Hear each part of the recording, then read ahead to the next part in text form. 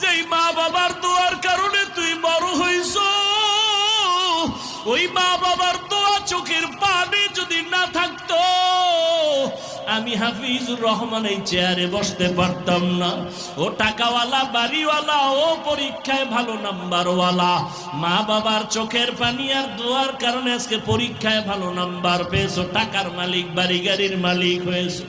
আজকে কত আরামে গাড়ি নিয়ে ঘুরো। আর এই নওগাঁ জেলায় তোর বাবা মা কত কষ্ট করিয়া চলাফেরা করছে, গাড়ি ভাড়া দেওয়ার মতো টাকাও ছিল না।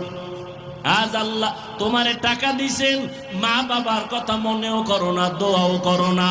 ওরে যার মা বাবা দুনিয়ায় নাই, কবরের কিনারায় গিয়া মাঝে মাঝে দোয়া করিও, আল্লাহর কাছে বলি, ওরে মালিক, মা বাবার হক আদায় করতে পারি নাই, মা বাবা জীবনে এত কষ্ট করেছেন, আমি যদি টাকাওয়ালা হইতাম আমি মা বাবারে শান্তি